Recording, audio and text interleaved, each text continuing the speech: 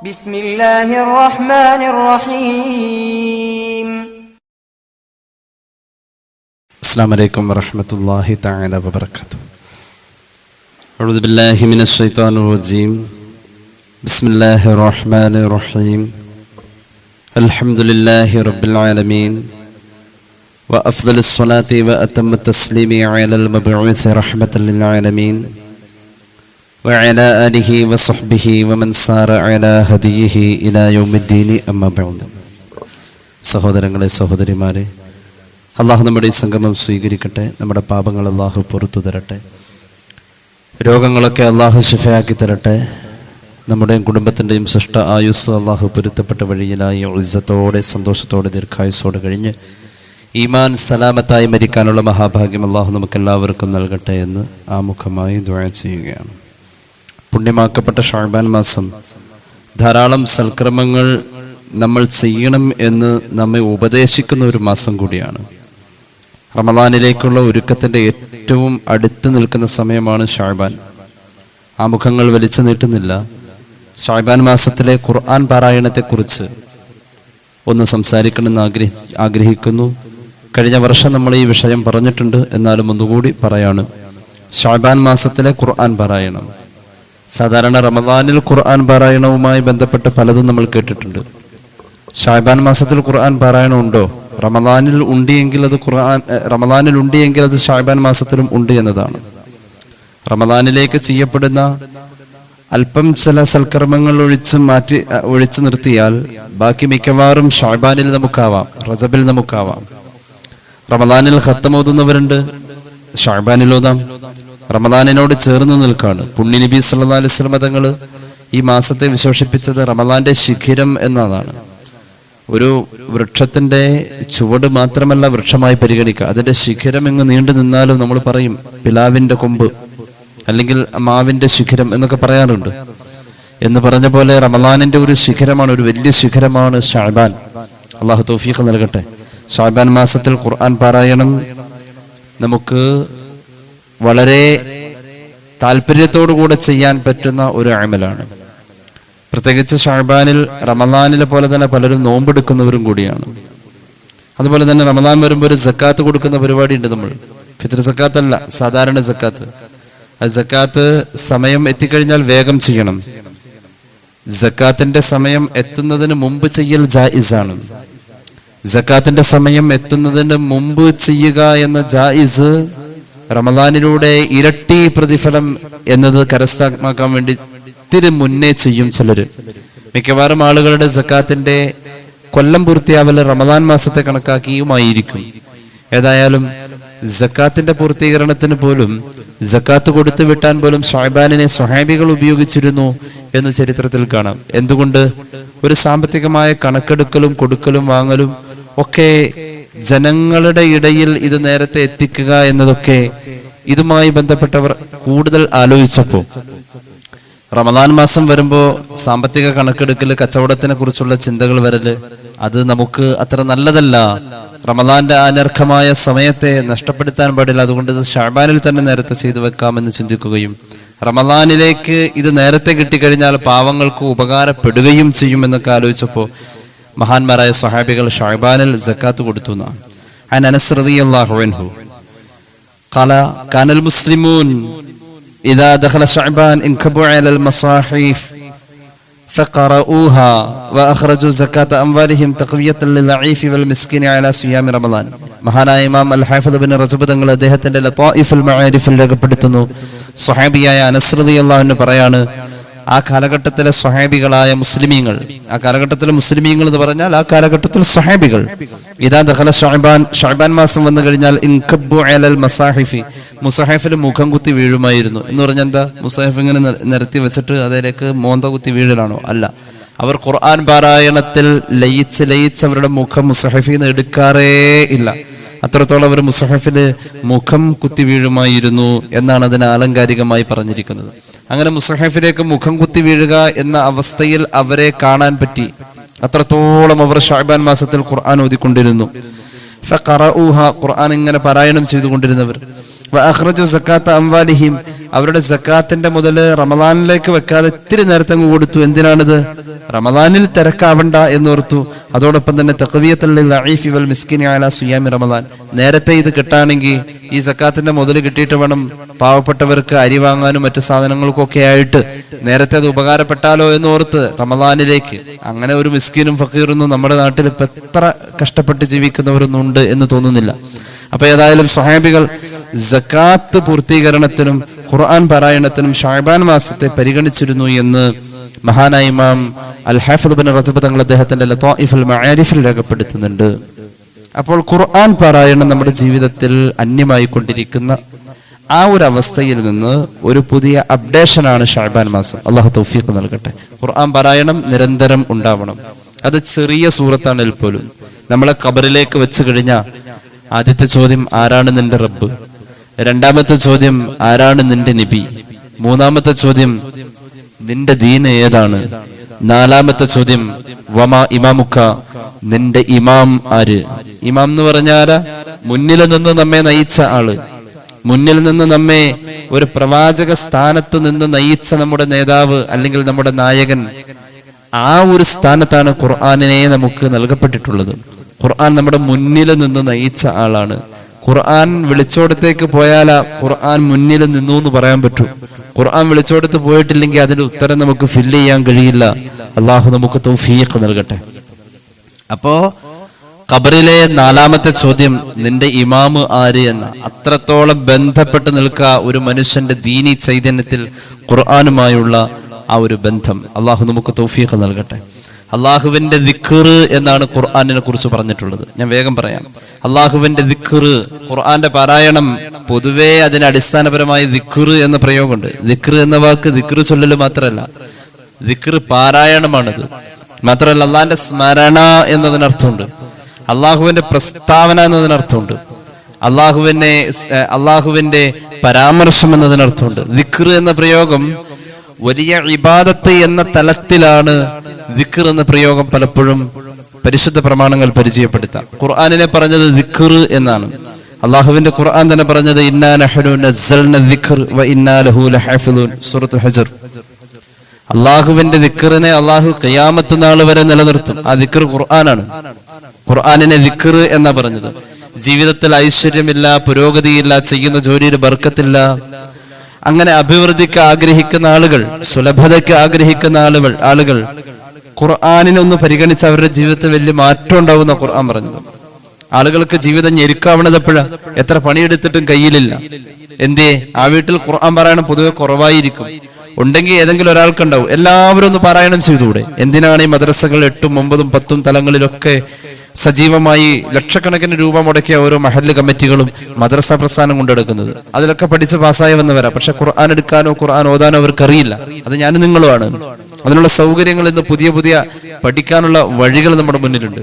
എന്നാൽ പാരായണത്തിൽ നമുക്ക് കഴിയാതെ പോകുന്നു. ജീവിത പുരോഗതിക്ക്, അഭിവൃദ്ധിക്ക്, ചെയ്യുന്ന ജോലിയിൽ ബർക്കത്തുണ്ടാവാൻ ഖുർആനിനെ ഒരാൾ പരിഗണിച്ചേ പറ്റൂ. ഇല്ലെങ്കിൽ ഉണ്ടാവൂല, ബർക്കത്തുണ്ടാവൂല. എത്ര സമ്പാദിച്ചു കൊണ്ടുവന്നാലും വീട്ടിലേക്ക് വന്നാൽ ഉണ്ടാവൂല. ഞെരുങ്ങിയ ജീവിതം എന്നാ ഖുർആൻ പറഞ്ഞത്. ഖുർആൻ ഓതാത്ത ആളുടെ കുടുംബത്തിലെ ജീവിതം ഞെരുങ്ങിയ ജീവിതമാണ്. ഒന്ന് മനസ്സറിഞ്ഞ് കുടുംബത്തിൽ ഓരോ അംഗങ്ങളോട് ഇടപഴകാൻ അവന്റെ ഹൃദയത്തിൽ ആത്മാർത്ഥത വരില്ല. ഞെരുക്കം, കുടുസായ മനസ്സ്, സ്വാർത്ഥത. ഈ അടുത്ത ദിവസം ഭാര്യയ്ക്ക് ചെലവിന് കൊടുക്കാത്ത പ്രശസ്തനായ ഒരു ഭർത്താവിനെ കുറിച്ച് ഒരാൾ എന്നോട് പറഞ്ഞു. വലിയ രാഷ്ട്രീയ പ്രവർത്തകൻ, സർക്കാർ തലങ്ങളിൽ വലിയ സ്വാധീനമുള്ള ആള്. പക്ഷെ ഭാര്യയ്ക്ക് ചെലവിന് കൊടുക്കുന്ന കാര്യത്തിൽ ഭയങ്കര മടിയാണ്. ഭാര്യയോടൊന്ന് സംസാരിക്കുന്നതിൽ മടിയാണ്. ഒരുപാട് മധ്യസ്ഥകളിലും മറ്റുമൊക്കെ വലിയ അലക്കി തേച്ച വർത്താനം പറയുന്ന ആളാണ്. അപ്പൊ എന്നോട് ഇങ്ങനെ പറയാണ്, അദ്ദേഹം സ്വന്തം ഭാര്യക്കും മക്കൾക്കും ചെലവിന് കൊടുക്കുന്നതിൽ വലിയ പിശുക്ക്, അല്ലാത്ത കാര്യത്തിലൊക്കെ വലിയ ആർഭാടം, ഭാര്യയോട് ഇഷ്ടമില്ല, കുടുങ്ങിയ മനസ്സ്. ഇതൊക്കെ പരിഹരിക്കപ്പെടുന്നത് ഖുർആൻ പാരായണം കൊണ്ടാണ്. ഒരു മനുഷ്യന് ഇടുങ്ങിയ അവസ്ഥയിൽ നിന്നും ജീവിതത്തിന്റെ വിശാലതയിലേക്ക് കൊണ്ടുവരും, ഒരു മനുഷ്യനാക്കുക. അതാ ഖുർആൻ പാരായണത്തിലൂടെ സാധ്യമാകുന്നത്. സൂറത്ത് ത്വാഹയുടെ ആയത്തുകൾ നോക്കിക്കോളൂ. അഊദു ബില്ലാഹി മിനശ് ശൈത്വാനിർ റജീം. ബിസ്മില്ലാഹിർ റഹ്മാനിർ റഹീം. വമൻ അഅറദ അൻ ദിക്രി فإن له معيشة ضنكا ونحشره يوم القيامة أعمى قال رب لم حشرتني أعمى وقد كنت بصيرا قال كذلك أتتك آياتنا فنسيتها قال كذلك أتتك آياتنا فنسيتها وكذلك اليوم تنسى. സൂറത്ത് ത്വാഹ അല്ലാഹു പറയുന്നു, വമൻ അഅറദ അൻ ദിക്രി, എന്റെ ദിക്റാകുന്ന ഖുർആനിനെ, നേരത്തെ പറഞ്ഞു ഖുർആൻ പറഞ്ഞിട്ടുള്ള ഒരു പ്രയോഗമാണ് ദിക്ർ. അതൊരു സാധാരണ അമലല്ല ഖുർആൻ പറയണം. ഖുർആനെ പരിഗണിക്കൽ, ഓതൽ മാത്രമല്ല, പഠിക്കല്, പഠിപ്പിക്കല്, സ്നേഹിക്കല്. എന്റെ ദിക്റിനെ ആരെങ്കിലും മുഖവിലക്കെടുത്തു കഴിഞ്ഞാൽ, അതിനെ പരിഗണിച്ചാൽ, എന്റെ ദിക്റിനെ ആരെങ്കിലും കാര്യഗൗരവത്തോടുകൂടെ സമീപിച്ചു കഴിഞ്ഞാൽ അവനെ അള്ളാഹു പരിഗണിക്കും. എന്നാൽ എന്റെ ദിക്റിനെ ആരെങ്കിലും അവഗണിച്ച് ഒഴിവാക്കി നിർത്തിയാൽ, ജീവിക്കാൻ ഭക്ഷണം വേണം, ഓക്സിജൻ വേണം, ജീവിക്കാൻ കുറച്ചുകൂടി അപ്പുറത്തേക്ക് നമുക്ക് ആവശ്യം വരുന്നത് ഒരു വീട് വേണം, വീടായാൽ പെരുമാറാൻ ഒരു വിശാലത വേണം, ജീവിച്ചു പോവാൻ ഒരു വരുമാനം വേണം. വരുമാനമില്ലെങ്കിലും ഒരാൾക്ക് ജീവിക്കാം, വീടില്ലെങ്കിലും ജീവിക്കാം, ഭക്ഷണമില്ലെങ്കിലും ഒരൽപ്പം നാൾ ജീവിക്കാം, ശ്വസനമില്ലെങ്കിൽ ജീവിതം ഇല്ല.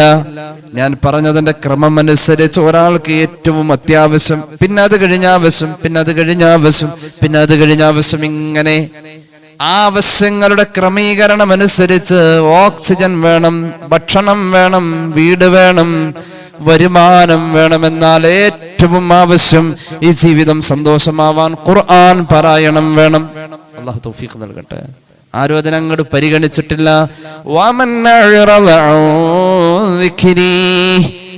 എന്റെ ദിക്റിനെ ആരെങ്കിലും അവഗണിച്ചു അതിനെ ഒഴിവാക്കി നിർത്തി ജീവിച്ചാൽ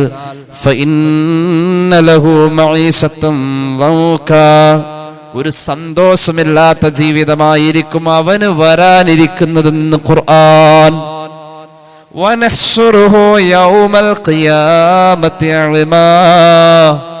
ഖിയാമത്ത് നാളിൽ അവൻ വരുന്നത് കണ്ണ് പൊട്ടനായ, അന്ധനായ അവൻ ഖിയാമത്ത് നാളിൽ മഹ്ശറയിൽ വരാ എന്ന് ഖുർആൻ. ആര്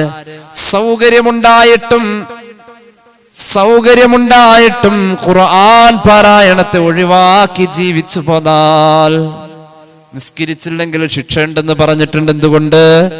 നിസ്കരിക്കൽ നിർബന്ധാണ്. ഖുർആൻ പാരായണം ആകെ നിർബന്ധമുള്ളത് നിസ്കാരത്തിന്റെ അകത്ത് ഫാത്തിഹ ഓതലാണ്. ആ ഒരു അധ്യായം മാത്രമാണ് ഒരാൾക്ക് ജീവിതത്തിൽ നിർബന്ധമായ ഖുർആൻ പാരായണമുള്ളൂ. ഒരാളുടെ ജീവിതത്തിൽ പാരായണം ചെയ്യൽ നിർബന്ധമുള്ളത് ഫാത്തിഹ മാത്രം. അത് നിസ്കാരത്തിന്റെ ഫർളായതിന്റെ പേരില്ല. അല്ലെങ്കിൽ നമുക്ക് ഖുർആൻ ഓതാം, ഓതാതിരിക്കാം, ഓതിയ കൂലിയുണ്ട്. പക്ഷെ ഓതൽ ഒഴിവാക്കി കഴിഞ്ഞാൽ വരാൻ പോകുന്നത്, ഖുർആൻ ഓതൽ ഒഴിവാക്കിയ ആള് മഹ്ശറയിൽ വരുന്നത് കണ്ണിന് കാഴ്ചയില്ലാത്തവനായിട്ടാണ്. ഖുർആൻ ഓതിയവർ മഹ്ശറയിൽ വരുന്നത് കണ്ണിന് കാഴ്ചയുള്ളവരായിട്ടാ.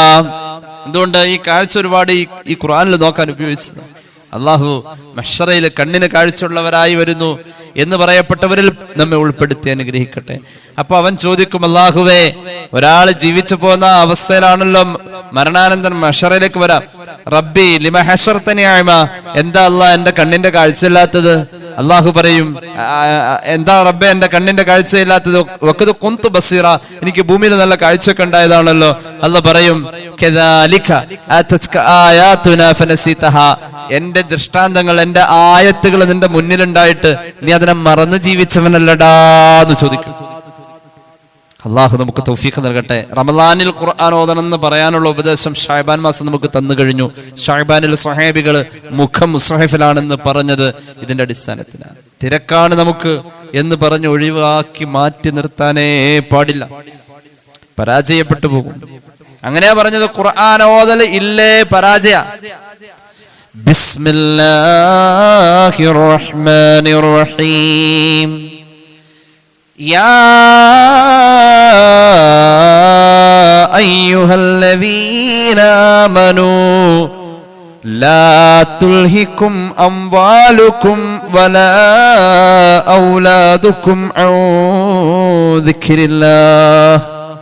മുഅ്മിനീങ്ങളെ, നിങ്ങൾക്ക് തിരക്കായിരുന്നു എന്ന് നിങ്ങൾ പറയല്ലേ. എന്തിന്റെ പേരിലുള്ള തിരക്ക്? അംവാലുക്കും വലാ ഔലാദുക്കും, എന്റെ മക്കൾക്ക് വേണ്ടി ഞാൻ അധ്വാനിച്ചതിന്റെ പേരിൽ ഞാൻ തിരക്കിലായിരുന്നു. അതാ നമുക്ക് പറയാനുണ്ടാവും. ഞാൻ തിരക്കായത്, ഹലാലായത് സമ്പാദിക്കാൻ പോയതിന്റെ പേരിലായിരുന്നു തിരക്കിലായത്. അതാ നമുക്ക് പറയാനുണ്ടാവും. നേരത്തെ അല്ലാഹ് പറഞ്ഞിട്ടുണ്ട്. അത് പറഞ്ഞുകൊണ്ട് നിങ്ങൾ ഇങ്ങോട്ട് വരല്ലേ. ലാ തുൽഹികും അംവാലുക്കും വലാ ഔലാദുക്കും ഔ ദിക്രില്ലാഹ്. അതിന്റെ പേരിലാണ് അല്ലാഹ് ഞാൻ ഖുർആൻ ഓതാതിരുന്നത് എന്ന് പറഞ്ഞുകൊണ്ട് ആരിങ്ങോട്ട് വരണ്ട എന്ന് അള്ളാഹുവിന്റെ പ്രഖ്യാപനം. അള്ളാഹു അങ്ങനെ പറയുന്നവരാവാതെ നമ്മെ കാത്തുരക്ഷിക്കട്ടെ. എന്റെ മക്കൾക്ക് വേണ്ടി സമ്പാദിക്കാനും ഹലാലായ സമ്പത്തുണ്ടാക്കാനും വേണ്ടി ഞാൻ പണിയെടുക്കാൻ പോയേക്കാറുന്നുള്ള അതിന്റെ പേരിലാ ഖുർആൻ ഓതാതിരുന്നത് എന്ന് പറഞ്ഞുകൊണ്ട് ആരിങ്ങോട്ട് വരണ്ട. അങ്ങനെ പറഞ്ഞു വരാൻ ആരെങ്കിലും തയ്യാറായിട്ടുണ്ടെങ്കിൽ അവരാണ് പരലോകത്ത് പരാജയപ്പെടുന്നവരുടെ കൂട്ടത്തിലേക്ക് പോവാനുള്ളതെന്ന് ഖുർആൻ. വിജയിച്ചു എന്ന് വിചാരിക്കണ്ട. പരിശുദ്ധ ഖുർആൻ. അള്ളാഹു നമുക്ക് ഖുർആനോദി സ്വർഗം കിട്ടാൻ തൗഫീഖ് നൽകട്ടെ. ഉമർ ഇബ്നുൽ ഖത്താബ് തങ്ങൾ പറഞ്ഞിട്ടുണ്ടല്ലോ, ഖാല ഉമറു അമാ ഇന്ന നബിയക്കും സല്ലല്ലാഹു അലൈഹി വസല്ലം ഖദ് ഖാല ഇന്നല്ലാഹ യർഫഉ ബിഹാദൽ കിതാബി അഖ്വാമൻ വയളഉ ബിഹി ആഖരീൻ. സ്വഹീഹ് മുസ്ലിം. ഹബീബ് പറഞ്ഞിട്ടുണ്ട്, നിങ്ങളുടെ നബി നിങ്ങളോട് പറഞ്ഞിട്ടുണ്ട്. ഉമർ തങ്ങൾ പറയാ, നിങ്ങളുടെ നബി നിങ്ങളോട് പറഞ്ഞിട്ടുണ്ട്, ഇന്നല്ലാഹ യർഫഉ ബിഹാദൽ കിതാബി അഖ്വാമ. ഈ ഖുർആൻ കൊണ്ട് ഒരു വിഭാഗത്തെ അള്ളാഹു ഉന്നതരാക്കിയിട്ടുണ്ട്. ഈ ഖുർആൻ കൊണ്ട് ഒരു വിഭാഗത്തെ അള്ളാഹു താഴേക്ക് താഴ്ത്തിയിട്ടുമുണ്ട്. ഖുർആൻ ഉണ്ടായി ഉപയോഗിച്ചില്ല. അള്ളാഹു തൗഫീഖ് നൽകട്ടെ. അള്ളാഹു നമുക്ക് തൗഫീഖ് നൽകട്ടെ. അതുകൊണ്ട് റമളാനിലേക്ക് ഖത്തൊക്കെ ഓതാൻ തീരുമാനിച്ചു വെച്ചിരിക്കാതെ ഇപ്പോഴേ തുടങ്ങാം. ഇത്തിരി നേരത്തെ തീർന്ന ഒന്നും കൂടി ഓതാലോ. ഖുർആനുമായുള്ള ബന്ധം, ജീവിതത്തിന്റെ ചില പച്ചയായ കാര്യങ്ങൾ പറയാണ്. ഖുർആൻ ആരും വിഷമിക്കണ്ട. ഖുർആനിനെ അവഗണിക്കുന്ന രീതികളുണ്ട്. ജീവിതത്തിന്റെ ചില പച്ചയായ കാര്യങ്ങളെ ഖുർആൻ പറയാ, ആരും മുഖം വീർപ്പിക്കേണ്ടതില്ല. ഖുർആൻ തന്നെ പറയട്ടെ. ബിസ്മില്ലാഹിർ റഹ്മാനിർ റഹീം. വമിനൻ നാസി മൻ യസ്തരി ലഹ്വൽ ഹദീസ് ലിയുദില്ല അൻ സബീലില്ലാഹി ബിഗൈരി ഇൽം വയത്തഖിദഹാ ഹുസുവ ഉലൈക ലഹും അദാബും മുഹീൻ. ജനങ്ങളിൽ ചില ആളുകളുണ്ട്, അള്ളാഹു അതിൽ പെടുത്താതിരിക്കട്ടെ. ജനങ്ങളിൽ ചില ആളുകളുണ്ട്, യസ്തരീ ലഹ്വൽ ഹദീസ്, എന്റർടൈൻ ചെയ്യാൻ പണം മുടക്കുന്നവരാണവർ. അങ്ങനെയാണ് അർത്ഥം. എന്റർടൈൻ ചെയ്യാൻ, വിനോദങ്ങൾക്ക്, തമാശകൾക്ക്, സന്തോഷം കിട്ടുന്ന കാര്യങ്ങൾക്ക് വേണ്ടി പണം പൊടിക്കുന്നവരാണവർ. ഒരുപാട് അവർ ചിരിക്കുന്നുണ്ട്, അറിയുന്നില്ല. അവരുടെ നിസ്കാരമൊക്കെ ഒരു വകയായി മാറിക്കൊണ്ടിരിക്കുക. അവർ പതുക്കെ പതുക്കെ പലിശയുടെ ഗൗരവം കുറഞ്ഞു കാണുന്നവരായി മാറിയിരിക്കുക. അവർ പതുക്കെ പതുക്കെ പരദൂഷണം ഗൗരവം കുറഞ്ഞവരായി കാണുന്നവരായിരിക്കുന്നു. അവർ പതുക്കെ പതുക്കെ നിസ്കാരം ഒന്ന് ഖളാ ആയാലും വേദന നഷ്ടപ്പെട്ടവരായി മാറുന്നു. എന്തിന്റെ പേരിലാണെന്നറിയുമോ? അവർ അള്ളാഹുവിന്റെ ഖുർആനിനെ അവഗണിച്ചതിന്റെ പേരിലാ. ഉലൈക ലഹും അദാബും മുഹീൻ, വേദനാജനകമായ നിന്ദ്യമായ ശിക്ഷ അവർക്കുണ്ട്. വഇദാ തുത്ല അലൈഹി ആയാതുനാ വല്ലാ മുസ്തക്ബിറാ കഅല്ലം യസ്മഇഹാ. ഖുർആൻ ഓതുന്നവിടെ കേട്ടാൽ പോലും അത് കേൾക്കാനേ താല്പര്യമില്ലാത്ത അവസ്ഥയിലേക്ക് പോകുന്നു. ഖുർആനിനെ പരിപൂർണമായും അവഗണിച്ച ആളുകൾ. അങ്ങനെയുള്ള ഒരു സ്വഭാവത്തിലാണ് നമ്മളുള്ളത്. മൊബൈൽ ഫോണിന്റെ അമിതമായ ഉപയോഗം മനുഷ്യന്റെ സമയം കൊല്ലിയാണ് എന്നതിലേക്ക് ആരും ചിന്തിക്കുന്നില്ല. ഏറ്റവും കൂടുതൽ നമുക്ക് മറവി സംഭവിക്കുന്നത് മൊബൈലുമായി ബന്ധപ്പെട്ട് വരുന്ന ഏതെങ്കിലും ഒരു കാര്യത്തിലൂടെയുള്ള തേട്ടങ്ങളിലോ അന്വേഷണങ്ങളിലോ ഒരു സമയം നോക്കാൻ വേണ്ടിയാ മൊബൈൽ എടുത്ത് പഠിച്ചോനെ, അപ്പോഴാണ് ഇങ്ങനെ ഓരോന്ന് കാണുന്നത്. അപ്പൊ അതിന്റെ പുറകെ അങ്ങ് പോകും. സമയം കുറഞ്ഞ ഒരു അവസ്ഥയിലാണ് ഈ സമയം നോക്കിയിട്ട് ഇനി എത്ര സമയമുണ്ട് വേഗം ആവണമല്ലോ എന്ന് ഓർത്തി സമയം നോക്കിയത്. അപ്പൊ മൊബൈലിലാണ് നോക്കല്ലേ ആ പോണ വൈകി ഇബ്ലീസ് അങ്ങോട്ട് കൊണ്ടുപോയി. കുറെ നേരം കഴിഞ്ഞപ്പോഴാണ് ഇപ്പൊ സമയം കുറെ പോയത്. ഇതെന്റെ കാര്യമല്ല പറഞ്ഞത്, എല്ലാവരുടെയും കാര്യമാണ്. എല്ലാവരും അങ്ങനെയാണ്. നമ്മള് എന്റർടൈൻമെന്റിന് വേണ്ടി പണം മുടക്കുന്നവർ, പണം പൊടിക്കുന്നവർ. ഞാൻ ഒരു സൂറത്ത് പറഞ്ഞു തരാം. തജ്വീദിന്റെ പ്രതിബന്ധങ്ങളില്ലാതെ, അങ്ങനെ ഉണ്ടല്ലോ, തജ്വീദ് അനുസരിച്ച് ഓതല് വലിയ ശ്രേഷ്ഠത ഉള്ളതും ഒരർത്ഥത്തിൽ അത് നമുക്ക് നിർബന്ധമാണ്. അങ്ങനെ തജ്വീദിന്റെ നിയമങ്ങൾ വല്ലാതെ കൊടുക്കാത്തൊരു സൂറത്തുണ്ട്. സൂറത്തുൽ ഫാത്തിഹയൊക്കെ തജ്വീദ് ഒരുപാടുള്ളതാണ്. ബിസ്മില്ലാഹിർ റഹ്മാനിർ റഹീം. ആ ബിസ്മില്ലി തന്നെ എത്ര തജ്വീദോട് കൂടിയാ. ചുണ്ട് അടഞ്ഞു തുടങ്ങി അടഞ്ഞവസാനിച്ചു. ഒന്ന് ചൊല്ലിയേ. ആ ചാടി ചൊല്ലാൻ പാടില്ല, ചുണ്ടെന്ന് അടച്ചു വെക്കണം. ആദ്യം ഒരു ഏറിങ്ങനെ തള്ളി നിക്ക അല്ലേ, ബാ പറയാൻ വേണ്ടിട്ട് അല്ലേ. ശരിക്ക് ബാ എന്റെ ഉച്ചാരണം അങ്ങനെ വരണം. ഖൽഖലത്തിന്റെ അക്ഷരമാണ് ഖുത്ബുജദ്. ശരിക്ക് രണ്ട് ചുണ്ടുകളുടെ ചുവപ്പുകൾ തമ്മിൽ കൂട്ടിമുട്ടണം.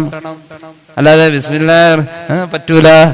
രണ്ട് ചുണ്ടിന്റെയും ചുവപ്പുകൾ കൂട്ടിമുട്ടണം. കൂട്ടിമുട്ടിയാ ഉസ്താദ് എന്റെ ചുണ്ട് കറുത്തത്, ഇനിയിപ്പോ എന്താ ചെയ്യാ? സാറില്ല, കറുത്തെങ്കിൽ കറുത്ത ആയിക്കോട്ടെ, ഇനി ചോപ്പിക്കാൻ നിൽക്കണ്ട. തജ്വീദ് പഠിക്കാൻ ചുണ്ട് ചോപ്പിക്കാൻ പോകുന്നു വേണ്ട. ചുണ്ടിന്റെ ചോപ്പെന്ന് പറഞ്ഞ ഭാഗം ഇങ്ങനെ കൂട്ടിമുട്ടി നിൽക്കണം. ഒരു വായുവിന്റെ മർദ്ദം വായന്റെ അകത്ത് വന്നു. ബാഇന്റെ പരിപൂർണ ഉച്ചാരണം. ഒരു ബിസ്മി പറയാൻ ബിസ്മില്ലാഹിർ റഹ്മാനിർ റഹീം. കണ്ടോ, മൂക്കിലൂടെ അവസാനിച്ചു വന്ന മീമിന്റെ നാദം രണ്ട് ചുണ്ടാൽ പിന്നെയും ചേരേണ്ടി വന്നു. ബിസ്മില്ലാഹിർ റഹ്മാനിർ റഹീം. ഖൽഖലത്തിന്റെ ബാ അങ്ങനെയാണ്. ഖുത്ബുജദ്, ഖാഫ്, ത്വാ, ബാ, ജീം, ദാല് ഇങ്ങനെ തുടങ്ങുന്ന അക്ഷരങ്ങളൊക്കെ അവസാനിക്കുന്നത് എടുത്തു വെക്കണ പോലെയാണ്. ബിസ്മില്ലാഹിർ റഹ്മാനിർ റഹീം. അവിടെ അല്ലാഹ് ഉച്ചാരണമുണ്ട്.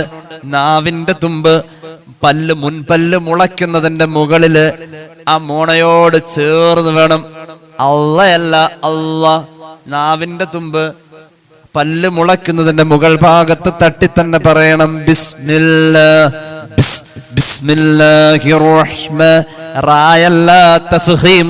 റാ ബിസ്മില്ലാഹിർ റഹ്മാനിർ റഹീം. ലേ പാരായണ ശാസ്ത്രം പ്രതിബന്ധം തീർക്കാതെ വല്ലാതെ ഇടങ്ങേറാവാതെ ഓതാൻ പറ്റിയ ഒരു സൂറത്താണ് സൂറത്തുൽ ഇഖ്ലാസ്. ബിസ്മിയൊക്കെ ഇങ്ങനെ തന്നെയാണത്. ഖുൽ ഹുവല്ലാഹു അഹദ്.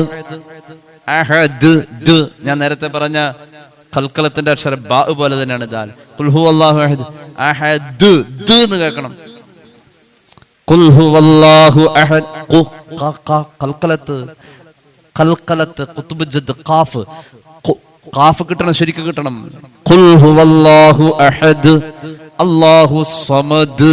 ദ് നേരെ മറിച്ച് ഖുൽ അഊദു ബിറബ്ബിന്നാസ് ഇത്ര മതി. സ് എന്ന് പറയണ്ട. ഖുൽ അഊദു ബിറബ്ബിന്നാസ്, ഖുൽ അഊദു ബിറബ്ബിന്നാസ് അങ്ങനെ പറയണ്ട. ഖുൽ അഊദു ബിറബ്ബിന്നാസ് തുമ്പ് വെച്ചു കൊടുത്താൽ മതി. ഖുൽ ഹുവല്ലാഹു തുമ്പഴ ഖുൽ ഹുവല്ലാഹു അഹദ് വെച്ചു കൊടുക്കണം. ഫുള്ളായിട്ട് വരണം. ഒരു മർദ്ദം വേണം. ഖുൽ ഹുവല്ലാഹു അഹദ് അല്ലാഹു സമദ്. ലം യലിദ്. ലാം കഴിഞ്ഞ് ലം യലിദ് സുക്കൂനുള്ള മീം. ലം ആ മീം കഴിഞ്ഞ് യാ തുടങ്ങുന്നതിന് മുമ്പ് ശ്വാസം വിടാത്ത ഒരു ഗ്യാപ്പ് വേണം. ലം യലിദ് വലം യൂലദ് ഒക്കെ ദ് അവസാനിക്ക അല്ലേ, അത് ദ് തന്നെ കേൾക്കണം. ലം യലിദ് വലം യൂലദ് വലം യകുൽ ലഹു കുഫുവൻ അഹദ്. ഈ സൂറത്ത് തജ്വീദിന്റെ പ്രതിബന്ധങ്ങൾ മറ്റുള്ളതിനെ അപേക്ഷിച്ച് കുറവാണ്, എന്നാൽ വലിയ കൂലിയാണ്. അല്ലാഹു തൗഫീഖ് നൽകട്ടെ. കേട്ടോളൂ, തജ്വീദിന്റെ പ്രതിബന്ധങ്ങളില്ലാതെ ലളിതമായി ഓതാൻ പറ്റുന്ന അധ്യായം. നേരത്തെ പറഞ്ഞു, ശഅബാൻ മാസത്തിൽ ഖുർആൻ പാരായണത്തിൽ കുറവ് പാടില്ല. ഖുർആൻ പാരായണത്തിന് നമുക്ക് എപ്പോഴും സാധ്യമല്ലെങ്കിൽ ഈ സൂറത്തെങ്കിലും ഇങ്ങനെ കുറെ ഓതാം. തിരക്ക് പിടിച്ചോതരുത്, നല്ല വൃത്തിയിൽ ഓതണം. 1000 എണ്ണം ഒരു ദിവസം ഓതാൻ പറ്റിയാൽ വലിയ സൗഭാഗ്യമാ. സ്വർഗത്തിൽ ഒരു കൊട്ടാരമാ സയ്യിദുനാ റസൂലുള്ളാഹി. 30 കൊട്ടാരത്തിന് ഒരു റമദാൻ കിട്ടും. ഷഅബാന്റെ കഴിഞ്ഞ ദിവസങ്ങൾ പോവട്ടെ, ഒരു ദിവസം ഒരു കൊട്ടാരം പണിത് വെക്കാം. ഏതെങ്കിലും കൊട്ടാരം നമുക്ക് സ്വർഗത്തിലേക്ക് പോവാൻ നഷ്ടപ്പെട്ടാലും ഏതെങ്കിലും ഒന്ന് കിട്ടിയാൽ മതി. അല്ലാഹു തൗഫീഖ് നൽകട്ടെ. 1000 പാരായണം ചെയ്താൽ ഖുൽ ഹുവല്ലാഹു അഹദ്. വാങ്കിന്റെ മുമ്പ് ഒരു 100 എണ്ണം, വാങ്കിന്റെ ശേഷം നിസ്കാരം കഴിഞ്ഞിട്ട് ഒരു 100 എണ്ണം. വലിയ ബുദ്ധിമുട്ടാണ്. ആഴ്ചയിൽ ഒരിക്കൽ ഒരു കൊട്ടാരം പണിതാൽ മതി. 7 ദിവസം കൊണ്ട് തീർത്താൽ മതി 1000. എന്നാലും കുഴപ്പമില്ല. എല്ലാം നമുക്ക് ഓതാനും ചൊല്ലാനൊക്കെ ഒരുപാടുണ്ടല്ലോ. പ്രശസ്തരാവാൻ ഫേസ്ബുക്കിൽ ലൈവ് ഇടുന്നവരായിന്ന്, പ്രശസ്തരാവാൻ തോന്നിവാസം എന്ന് പറയുന്നവരാ, പ്രശസ്തരാവാൻ കോമാളിത്തരം കാണിക്കുന്നവരാ, പ്രശസ്തി കിട്ടാൻ ഭാര്യയെയും കൂട്ടിയിട്ട് ഫേസ്ബുക്ക് ലൈവിൽ നിന്നുകൊണ്ട് തുള്ളുന്നവരാ, ഇൻസ്റ്റഗ്രാമിൽ സജീവമാ സഹോദരിമാർ. പ്രശസ്തരാവാൻ ഈ സൂറത്ത് മതി. പ്രശസ്തരാവാൻ മഹാനായ ഫഖ്റുദ്ദീൻ റാസി റഹ്മത്തുള്ളാഹി അലൈഹി തഫ്സീറുൽ കബീറിൽ പറയുന്നുണ്ട്. മഹാനായ സ്വഹാബി ഉണ്ടല്ലോ, മഹാനായ സ്വഹാബി അബൂ ദർറിൽ ഗിഫാരി റളിയല്ലാഹു അൻഹു. ചെറിയ സ്വഹാബിയൊന്നുമല്ല, വലിയ മഹാനാണ്. അള്ളാന്റെ ഹബീബിന് വലിയ ഇഷ്ടമാണ്. മഹാനായ അബൂ ദർറിൽ ഗിഫാരി റളിയല്ലാഹു അൻഹു വലിയ പ്രശസ്തനായി. എങ്ങനെയാ? ഒരിക്കൽ ജിബ്രീൽ അലൈഹിസ്സലാം അല്ലാഹുവിന്റെ ഹബീബ് സല്ലല്ലാഹു അലൈഹി വസല്ലമ തങ്ങളുടെ അടുക്കൽ നിൽക്കാണ്. അപ്പോഴുണ്ട് അബൂ ദർറിൽ ഗിഫാരി റളിയല്ലാഹു അൻഹു ഇങ്ങനെ നടന്നു വരാ. ജിബ്രീൽ അലൈഹിസ്സലാം ഒരു സെലിബ്രിറ്റിയെ കാണുന്ന പോലെ സ്തംഭിച്ചു നിൽക്കാ. ജിബ്രീൽ അലൈഹിസ്സലാം നോക്കി നിൽക്കുമ്പോൾ അബൂ ദർറിൽ ഗിഫാരി കടന്നു വരാണ്. അല്ലാഹുവിന്റെ ഹബീബ് സല്ലല്ലാഹു അലൈഹി വസല്ലമ തങ്ങളോട് ജിബ്രീൽ അലൈഹിസ്സലാം പറഞ്ഞു, നബിയേ ദേ വരുന്നതാരാ? ഹാദാ അബൂ ദർ ഖദ് ഖബല. നബിയേ അബൂ ദർ വരുന്നു. ഇവിടെ എപ്പോഴും വരുന്ന ആളാണ് ആര്? മഹാനവറുകൾ ഇവിടെ എപ്പോഴും വരുന്ന ആൾ, അവിടെ എപ്പോഴും ഉള്ള ആളാ. നബിയേ അബൂ ദർ വരുന്നു. ജിബ്രീൽ അലൈഹിസ്സലാം അത്ഭുതത്തോടുകൂടെ പറഞ്ഞു, നബിയേ വരുന്നു, അബൂ ദർ വരുന്നു. അതിനെന്താ ജിബ്രീലെ, എപ്പോഴും ഇവിടെ ഉള്ള ആളാ? അതല്ല, ജിബ്രീൽ ചോദിക്കട്ടെ, അവതഅരിഫൂനഹു, നിങ്ങൾ മലക്കുകളൊക്കെ അവിടെയല്ലേ? ഈ അബൂ ദർറിനെ എങ്ങനെ അറിയാം? നിങ്ങൾക്കൊക്കെ അബൂ ദർറിനെ അറിയോ? റളിയല്ലാഹു അൻഹു ഖാല ഹുവ അശ്ഹറു ഇൻദനാ മിൻഹു ഇൻദകും. ഭൂമിയിൽ അബൂ ദർ പ്രശസ്തനായതിനേക്കാളും പ്രശസ്തനാണ് അല്ലാഹുവിന്റെ ആകാശലോകത്തെ മലക്കുകളുടെ ഇടയിൽ. നമ്മൾ പറയുമല്ലോ, മൂപ്പരുടെ കട്ട ഫാനാന്ന് പറയും. ഞങ്ങളെ മലക്കുകൾക്ക് വലിയ ഇഷ്ടാ. ഈ അബൂ ദർ ഞങ്ങളുടെ ഇടയിൽ ഇവിടത്തെക്കാളും പ്രശസ്തനാണ് നബിയേ. അല്ലാഹുവിന്റെ ഹബീബ് ചോദിച്ചു, എന്റെ അബൂ ദർ എന്ന പ്രിയപ്പെട്ട സ്വഹാബിക്ക് ഈ ശ്രേഷ്ഠത എങ്ങനെ കിട്ടി ജിബ്രീൽ? നബിയെ 2 കാര്യങ്ങളാ അബൂ ദർ ഫേമസ് ആവാൻ. 2 കാര്യങ്ങളാ. ഒന്നാമത്തേത് സ്വന്തത്തെ കുറിച്ച് പറയാറ്. അബൂ ദർ, ഞാനൊരു സാധാരണക്കാരനല്ലേ, ഞാനൊരു പാവമല്ലേ, ഞാൻ അങ്ങനെ വലിയ ആളൊന്നല്ലല്ലോ. അങ്ങനെ സ്വന്തത്തെ കുറിച്ച് പറയുന്നോടത്തെപ്പോഴും എന്താ, ഞാനൊരു ചെറിയ മനുഷ്യൻ, ഞാനൊരു സാധുവാ. ഈലാഹ് എന്ന് പറയുന്ന ഒരു കിതാബുണ്ട്. ഈലാഹ് എന്ന കിതാബ് രചിച്ചത് ഇമാം നബവി തന്നെ രേഖപ്പെടുത്തുന്നുണ്ട്. ഒരാള് ഹജ്ജിന് പോകുമ്പോൾ കയ്യിൽ കിതാബ് കരുതൽ നല്ലതാണ്, സുന്നത്തായി പോലും പറയുന്നുണ്ട്. എന്തുകൊണ്ടാ? ഹജ്ജിന്റെ അമലുകൾ അത്ര റിസ്ക് ആണ്. ഹജ്ജിന്റെ അമലുകളിൽ ഓരോന്നും ഇങ്ങനെ കേറി വരും. നിസ്കാരം എന്നുമുണ്ട്, ഹജ്ജ് എന്നുമില്ല, ആയുസ്സിലൊരിക്കലേ ഉള്ളൂ. അതിന്റെ നിയമങ്ങൾ ഓർക്കാൻ ഈ ലാഹ് കയ്യിലുണ്ടാവല് നല്ലതാ. ഇമാം നബവി ഹജ്ജിന് പോയി. അപ്പോഴുണ്ട് എന്തോ ഒരു കാര്യത്തിൽ സംശയം തോന്നി. അപ്പൊ ഒരാൾ മുന്നോട്ട് വന്ന്, എന്തേ അല്ല ഇത് ഇങ്ങനെയാണോ അങ്ങനെയാണോ എന്നൊരു സംശയം. അപ്പൊ അയാള് പറഞ്ഞു, അതിന് ഇങ്ങനെ ചെയ്താൽ നിങ്ങളുടെ സംശയം വേണ്ട, ഇങ്ങനെ ചെയ്താൽ മതി, അതാണ് അതിന്റെ ശരി എന്ന് പറഞ്ഞ് ശരി പറഞ്ഞു കൊടുത്തു ഇമാം നബവിക്ക്. എന്നിട്ട് പറഞ്ഞു, ഓ മനുഷ്യ, ഇമാം നബവി എന്ന് പറയുന്ന ഒരു മഹാനുണ്ട്. ആ മഹാനുണ്ടാക്കിയ ഈ ലാഹ എന്ന് പറയുന്ന കിതാബ് ഒരു വട്ടം ഓതി അതൊന്ന് കയ്യിൽ വെച്ച് വന്ന നിങ്ങൾക്ക് ഈ സംശയം ഉണ്ടാവുമായിരുന്നോ എന്ന് ചോദിച്ചപ്പോൾ ഇമാം നബവി പറഞ്ഞു, പറ്റിപ്പോയി, ഈ ലാഹ് കൊണ്ടുവരാൻ പറ്റിയില്ല. ആരാ പറഞ്ഞേ? നീ ഒന്ന് പോടോ, ഈ ലാഹ് ഉണ്ടാക്കിയത് ഞാനാ, നീ ആരല്ല, എനിക്ക് പഠിപ്പിക്കാം. അബൂദറിന് വിനയമായിരുന്നു. സഹോദരിമാർക്ക് ഈലാഹിന്റെ കഥ മനസ്സിലായില്ലെന്ന് തോന്നുന്നു. ഇൻഷാ അല്ലാഹ് ഹജ്ജിന്റെ ക്ലാസ് ഒരു മന്ദിരം പറയാം. അല്ലാഹു തൗഫീഖ് ചെയ്യട്ടെ, സമയമല്ല. ഇമാം മഹാനായ അബൂദർ അങ്ങനെയായിരുന്നു. സ്വന്തത്തെ പരിചയപ്പെടുത്തുമ്പോൾ ഒരു എളിമ, ഒരു വിനയം. നബിയെ, ആ ഒരു സ്വഭാവമാണ് ഒന്നാമത്തെ കാര്യം. അബൂദർ പ്രശസ്തനാവാൻ രണ്ടാമതൊരു കാര്യമുണ്ട്. മഹാനവറുകൾ ധാരാളമായി മഹാനവറുകൾ പ്രശസ്തനായത്, കൂടുതലും ഓതിയിരുന്നത് ഖുൽ ഹുവല്ലാഹു അഹദ്. ഒരു സ്വഹാബി മിക്കവാറും ഖുൽ ഹുവല്ലാഹു അഹദ് നിസ്കാരത്തിൽ ഇങ്ങനെ ഓതും. ഏതെങ്കിലും സൂറത്ത് ഓതിയാൽ പിന്നെ അതിന്റെ പുറകെ ഖുൽ ഹുവല്ലാഹു അഹദ് ഓതും. ഒരു സൂറത്ത് മാത്രമേ നിസ്കാരത്തിൽ ഓതാവുന്നില്ല, ഒന്നിൽ കൂടുതൽ ഓതാം. അപ്പൊ ഇങ്ങനെ ഖുൽ ഹുവല്ലാഹു അഹദ് ഇങ്ങനെ നിരന്തരം നിസ്കാരത്തിൽ ഓതുന്നത് എപ്പോഴൊക്കെ നബി തങ്ങൾ കേട്ടു. ചോദിച്ചു, എന്താ മോനെ ഈ ഖുൽ ഹുവല്ലാഹു അഹദ് ഇങ്ങനെ കൂടെ ഓതുന്നത്? വേറൊരു കഥ നമ്മൾ കേട്ടിട്ടുണ്ട്. മൊയ്ലാർക്ക് ശമ്പളം കുറഞ്ഞപ്പോൾ എല്ലാ റക്കായത്തിലും ഖുൽ ഹുവല്ലാഹു അഹദ് ഓതി, അതിഞ്ഞ് കൂട്ടിത്തരാണി വലിയ സൂറത്ത് ഓതാന്ന് പറഞ്ഞു. ആ കഥ അല്ലത്.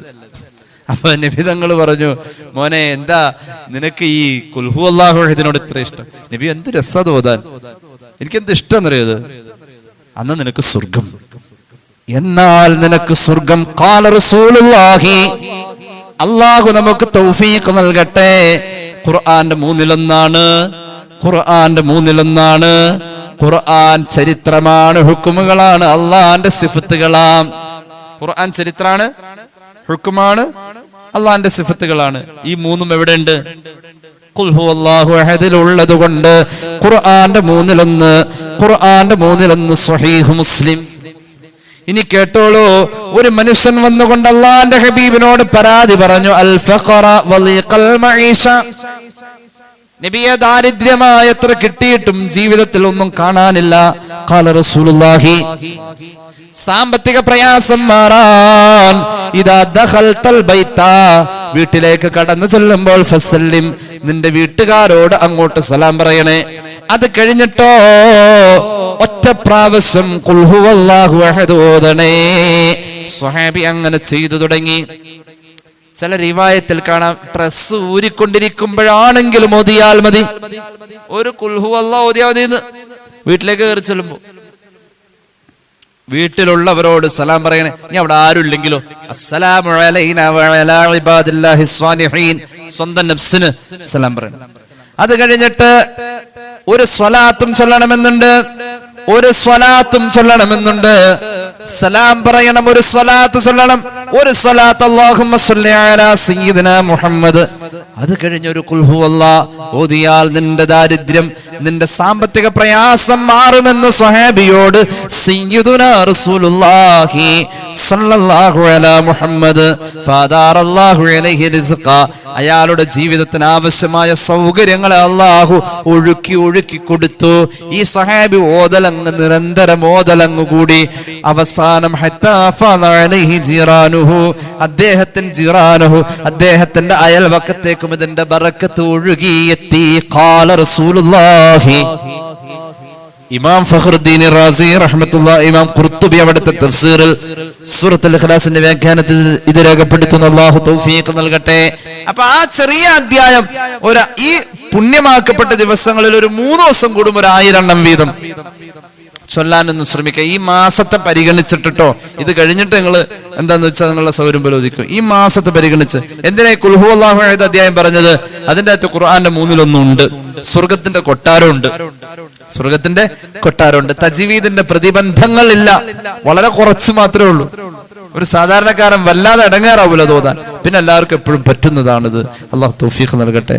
അങ്ങനെ ഒരുപാട് നേട്ടങ്ങൾ, പ്രശസ്തരൊക്കെ ആവാം, അതിനൊക്കെ ഒരുപാട് നേട്ടങ്ങളുണ്ട്. നമ്മൾ പലപ്പോഴും പറഞ്ഞാൽ ഞാൻ ആ ഭാഗത്തേക്ക് കടന്നു വരുന്നില്ല. ശഅബാൻ മാസം ഖുർആൻ പാരായണത്തിന്റെ മാസം. അള്ളാഹു നമുക്ക് തൗഫീഖ് നൽകട്ടെ. അമൽ ചെയ്യാൻ അള്ളാഹു നമുക്ക് തൗഫീഖ് നൽകട്ടെ.